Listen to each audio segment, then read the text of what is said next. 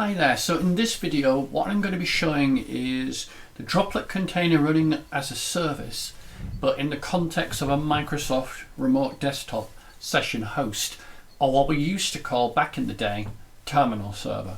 Now this model will work with terminal server or RDSH on its own, or it'll work just as well if you've got Citrix virtual apps and you're adding all the wonderful extra features of Citrix to the base Microsoft environment, or if you're using VMware application pools, which does much the same thing. Yeah. So server-based computing, which is something I was doing back in the days of the late 90s, early noughties with Citrix, it's still present. It's still in a lot of people's environments. And just like they have always done, customers often buy a better management or a management front end to that. Probably the most popular being VMware Horizon View or Citrix Virtual Apps and Desktops. As a former VMware person, I'm a bit more comfortable with the Horizon View sort of environment and setup, although I do run all of them. But I'm going to use VMware View as an illustration of that. And to make this a little bit easier to watch, I've actually got a lot of sessions and things already opened, just so you don't have to watch status bars and locking screens and things like that. And it'll give you an idea of what a multi-user, multi-session environment is like with Droplet. So on my Apple Mac here, I've got a copy of the client and the VMware View client, and I'm going to log in to my connection server. I've got two different types of desktop. The one that I've got set up that I need to show you is desktop number 2. And as I said, I've already got a session open with a Droplet Seamless app running inside that environment. Yeah. Incidentally, this is all running in a virtualized environment.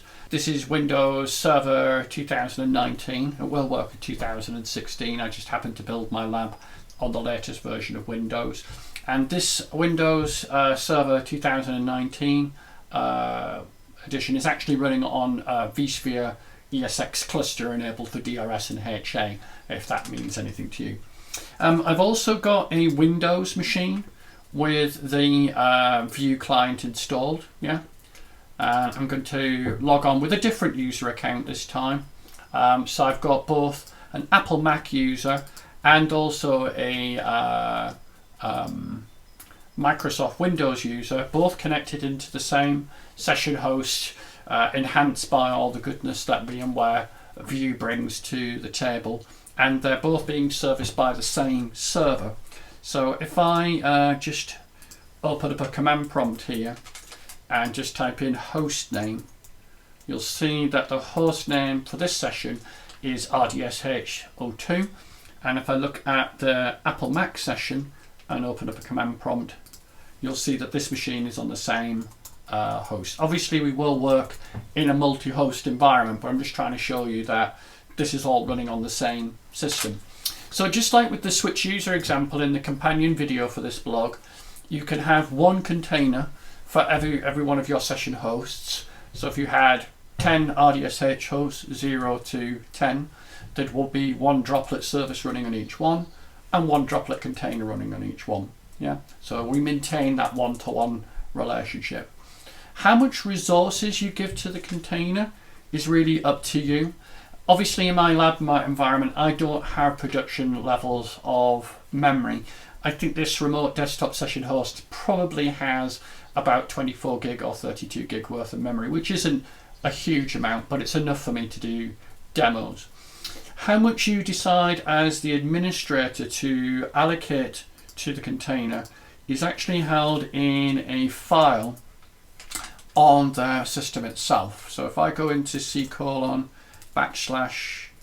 data and look at the Droplet folder there, you can see that there's a settings.json file, and I can open that in Notepad. So what we can actually do is allocate memory to the container relative to the amount of memory that's in the session host.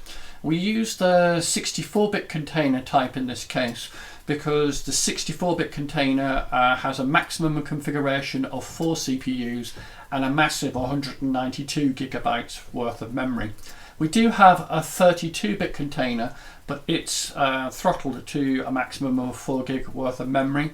So the 64-bit container is a little bit better because it allows you to basically carve out a chunk of memory from each of the session hosts to say this chunk of memory is going to be dedicated for running my my containers and running my applications. So there's a little bit of tuning there, finding the right level of memory to allocate.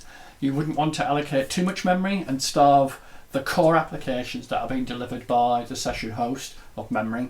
But of course you wouldn't want to give it too little memory and find that the number of users that you can get concurrently starts to go down because the container starts to run out of memory. The great thing about this, obviously, it's all tunable, and it's a very, very resource friendly way of delivering legacy apps. Previously, every single Citrix session or every single VMware View session would require its own unique container. So rather than having 10 .droplet files for 10 session hosts, I'd need 100 or 200 for my 200 users. So from a concurrency model, which is the basis of all server-based computing since, you know, going all the back to WinFrame, it's a much more efficient way, both from a storage, memory and CPU perspective, of getting this layer into your RDSH environments and then making sure the right amount of resource is allocated to the container. Thank you for watching. I hope you've enjoyed this video and it gives you an idea of what we mean by running a Droplet container as a Windows service. In fact, I perhaps should show you that just before I finish up. If I go to Control Panel and Administrative Tools and Services, you can see that there's a Droplet service running here on the session host. The install of this is very, very simple. You install our core product. There's a command line utility to register the service. You drop the settings.json in the right location and it then starts when the computer starts rather than when the user starts the application. And the other thing to mention, of course, we still have our little agent sitting in the tray, usually minimized out of the way. I can imagine as the years roll by, this particular UI is going to get less and less in terms of its size. It's going to become like a tiny little icon. We still use this a little bit for GUI based administration if you're not wanting to manage the container using the text files. Anyway, thank you for watching. Hope you've enjoyed this little video.